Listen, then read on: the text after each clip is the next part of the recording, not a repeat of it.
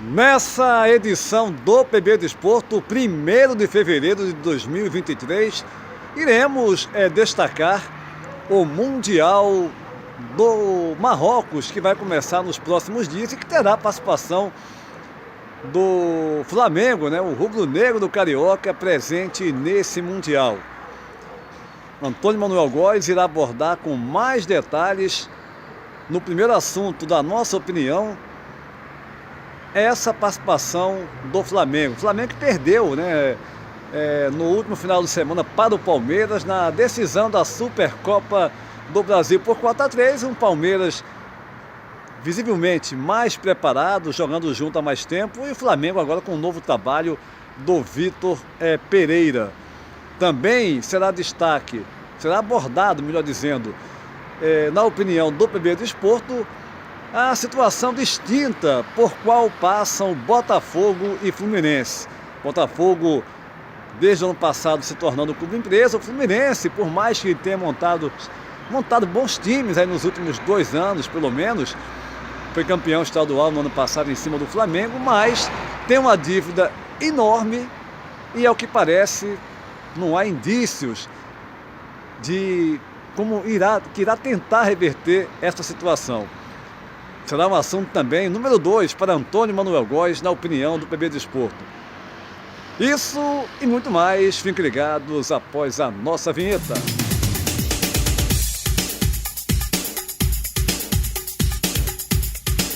Iniciando essa edição do PB Desporto, direto aqui das ruas da gelada Gandra, região do Porto Norte de Portugal, já chegando à noite, anoitecendo aqui em Gandra. A temperatura agora na casa ali dos 6 graus, mais tarde teremos 1 grau, nessa época agora de inverno aqui na Europa. E a gente vai direto, nesse começo dessa edição do PB Desporto, para o primeiro assunto da nossa opinião com Antônio Manuel Góes, no Rio de Janeiro, o Mundial do Marrocos. Antônio Manuel Góes, como é que você está vendo essa competição com a participação do Flamengo? A Flávio Mimi, já reclamando dessa derrota para o Palmeiras. Mas enfim, eu queria a sua análise, Antônio Manuel Góes. Um abraço. Antônio Júnior e gente do PB Desporto. A derrota por 4-3 do Flamengo, campeão da Copa do Brasil, para o Palmeiras, ganhador do Brasileiro Série A, ambas edições do ano passado, no último sábado 28 de janeiro em Brasília, na disputa do troféu intitulado Supercampeão do Brasil, marcou a abertura festiva da temporada de nosso futebol em 2023, organizada pela CBF. Por mais que os veículos de comunicação dos tradicionais, as novas mídias, promovam o evento de jogo único como se fosse uma decisão de torneio, e o torcedor, na expectativa de mais um caneco, naturalmente entre na onda, a Supercopa não passa de um desafio amistoso com os oponentes rigorosamente em pré-temporada. Embora seus contornos de uma disputa própria de finalíssima de campeonato ao longo de meses por pontos corridos ou fases eliminatórias, o jogo de sábado no Mané Garrincha, recheado de gols, vários deles de belíssima feitura, mostrou 2 realidades díspares das 4 linhas. Um Palmeiras com crescente ajuste de 3 anos sequenciais, sob a aprimorada e vitoriosa ideia tática de seu treinador Abel Ferreira, e um Flamengo a estrear nova direção de 3 semanas, decorrente de variadas visões de 5 treinadores desde a saída de Jorge Jesus. Enquanto o português palmeirense supriu com sobras os espaços do meio-campo, sem mais contar com Danilo e Gustavo Scarpa transferidos para o futebol da Inglaterra, seu Patrício rubro-negro, chegado há pouco, ex-Corinthians, enxergou os buracos da intermediária à retaguarda, que somente os treinamentos lhe proporcionarão preenchê-los. Retornado do francês Olympique de Marselha, Gerson não chegou para substituir João Gomes, agora na Premier League, apesar do carimbo de coringa que lhe deram por sua versatilidade. Há uma profusão de jogadores de indiscutível desenvoltura técnica a serem alocados no setor pensante da equipe de Vitor Pereira, cuja adaptação depende do curso dos dias, na contramão desse imediatismo de Supercopas, Recopas e Mundial de Clubes, cujos embates de curtíssimo prazo serão insuficientes para tais ajustes na perspectiva de um ano repleto de competições e títulos. Ao torcedor soberbo e a exigir um time perfeito para ontem, como dita, aliás, nossa cultura esportiva, a base do tem que ganhar tudo, seja lá como for, cabe mergulhar na real, até amadurecer quanto à evolução de um trabalho coletivo, diferente, por exemplo, de um ajuste linear e mecânico de uma engrenagem fabril. Dito isto, ressalto que o coro da torcida sobre o Real Madrid pode esperar, a sua hora vai chegar, não passa de alegre rompante da arquibancada, em cujo caminho o Flamengo, antes de possível debate com o time de Benzema, Vinícius Júnior, Modric e outros craques do estrelado clube merengue, maior ganhador de troféus do planeta, medirá forças em sua chave do Mundial do Marrocos, com Al Hilal da Arábia Saudita ou marroquino Casablanca.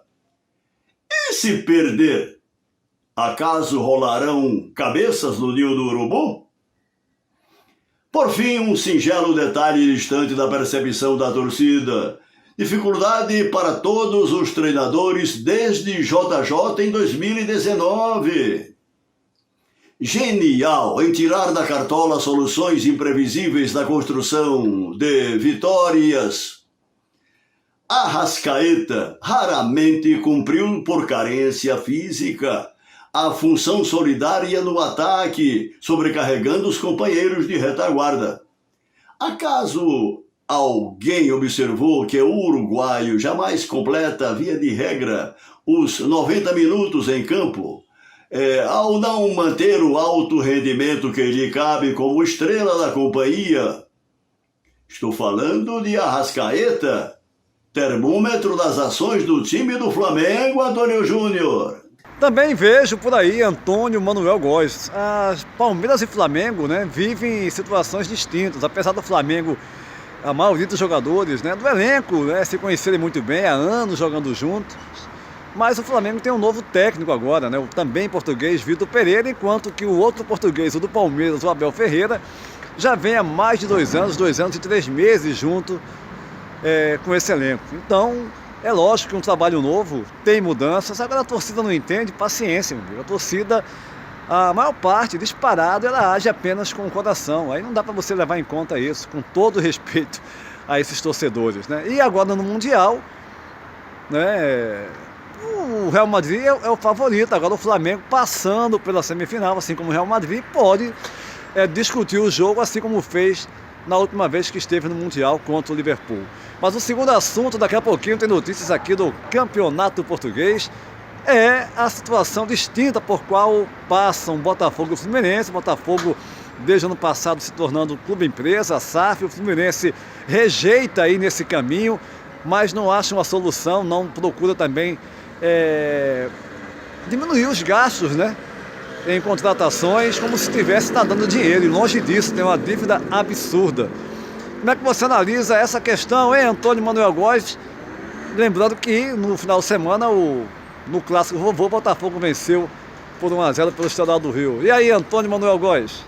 O clássico vovô do futebol carioca, no último domingo, 29 de janeiro, pelo campeonato local, deixou visíveis duas realidades contraditórias.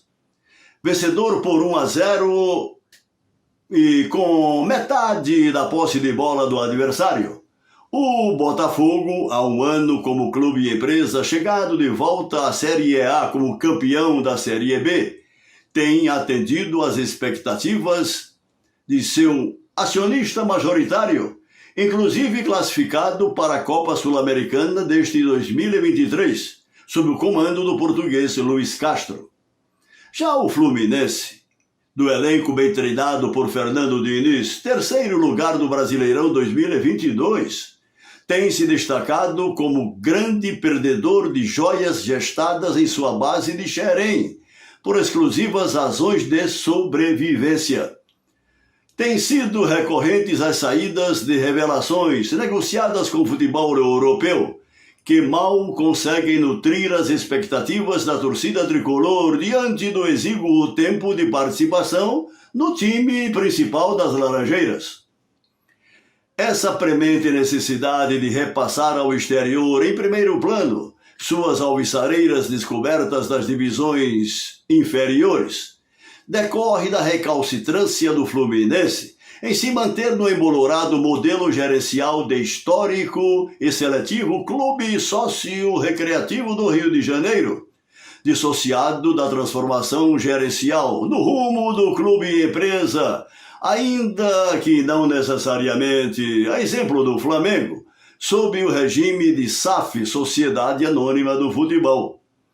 Oportuno lembrar por pertinente que o Fluminense arca com crescente dívida de centenas de milhões de reais, a caminho de 1 bilhão pelo andar da carruagem, consequência do vírus de gestão temerária, para não dizer irresponsável, que graça faz tempo no futebol brasileiro. Depois da malograda experiência de mecenato via Unimed Rio, plano cooperativo de assistência médica que quase foi à falência e ainda hoje anda mal das pernas, o Fluminense se sustenta com a exposição de patrocinadores meia-boca em sua camisa de jogo, surrealmente associado ao Flamengo na complicada concessão do Maracanã, cujo percentual de responsabilidade pecuniária na manutenção do estádio, com certeza altamente dispendiosa, jamais se tornou público. Sobressai do interior dos muros da sede da Rua Álvaro Chaves, Zona Sul Carioca, uma disputa de poder que mescla figuras vetustas e noviças do contingente social tricolor, em cujo espaço não tem prosperado uma saída institucional que transforme a marca Fluminense em catalisadora de prosperatividade negocial, sem o bolor das dissensões intestinas e dissimuladas por mando entre litigantes de punhos de renda, que noutros tempos integravam o High Society carioca. O Fluminense, a exemplo do Botafogo e Vasco da Gama, dispõe de gloriosas tradições nas quatro linhas, consagradas na desconcertante paixão da arquibancada.